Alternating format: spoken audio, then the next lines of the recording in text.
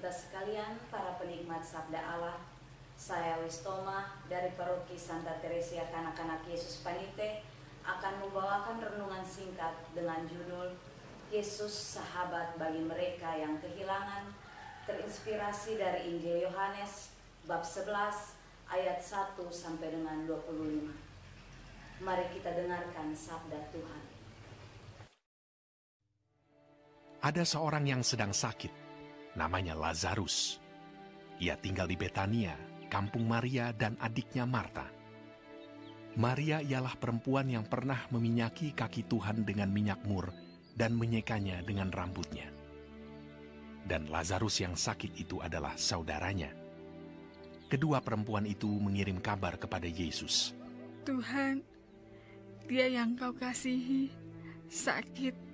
Ketika Yesus mendengar kabar itu, ia berkata, penyakit itu tidak akan membawa kematian, tetapi akan menyatakan kemuliaan Allah.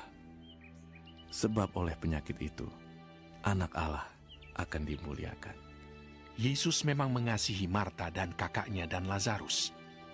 Namun setelah didengarnya bahwa Lazarus sakit, ia sengaja tinggal 2 hari lagi di tempat di mana ia berada. Tetapi sesudah itu ia berkata kepada murid-muridnya, mari kita kembali lagi ke Yudea.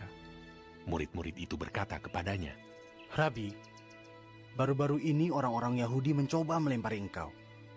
Masih maukah engkau kembali ke sana? Jawab Yesus, bukankah ada 12 jam dalam satu hari? Siapa yang berjalan pada siang hari, kakinya tidak terantuk, karena ia melihat terang dunia ini. Tetapi jikalau seorang berjalan pada malam hari, kakinya terantuk, karena terang tidak ada di dalam dirinya. Demikianlah perkataannya, dan sesudah itu ia berkata kepada mereka, Lazarus saudara kita telah tertidur, tetapi aku pergi ke sana untuk membangunkan dia dari tidurnya. Maka kata murid-murid itu kepadanya, Tuhan, jikalau ia tertidur, ia akan sembuh. Tetapi maksud Yesus ialah tertidur dalam arti mati. Sedangkan sangka mereka Yesus berkata tentang tertidur dalam arti biasa. Karena itu, Yesus berkata dengan terus terang, Lazarus sudah mati. Tetapi syukurlah, aku tidak hadir pada waktu itu. Sebab demikian lebih baik bagimu, supaya kamu dapat belajar percaya. Marilah kita pergi sekarang kepadanya.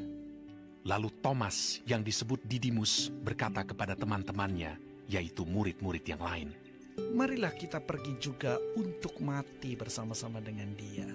Maka ketika Yesus tiba, didapatinya Lazarus telah 4 hari berbaring di dalam kubur. Betania terletak dekat Yerusalem, kira-kira 2 mil jauhnya. Di situ banyak orang Yahudi telah datang kepada Marta dan Maria untuk menghibur mereka, berhubung dengan kematian saudaranya.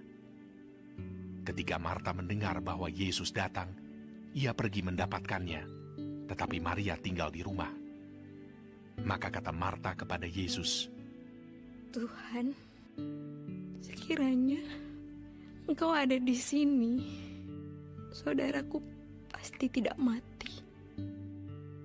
Tetapi sekarang pun aku tahu bahwa Allah akan memberikan kepadamu segala sesuatu yang kau minta kepadanya. Kata Yesus kepada Marta, saudaramu akan bangkit.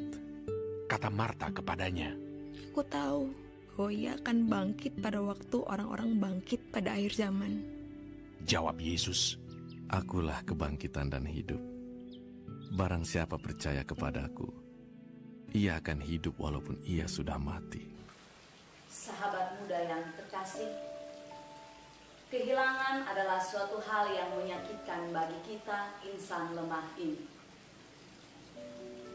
Kehilangan karena kematian sahabat, keluarga, dan kenalan meninggalkan luka dan perih yang teramat dalam. Apalagi jika kepergian mereka dikarenakan oleh pandemi COVID-19 yang sekarang sedang melanda bumi kita tercinta. Luka hati akan semakin dalam ketika kita tidak bisa menghantar mereka ke tempat peristirahatan terakhir karena aturan protokol kesehatan.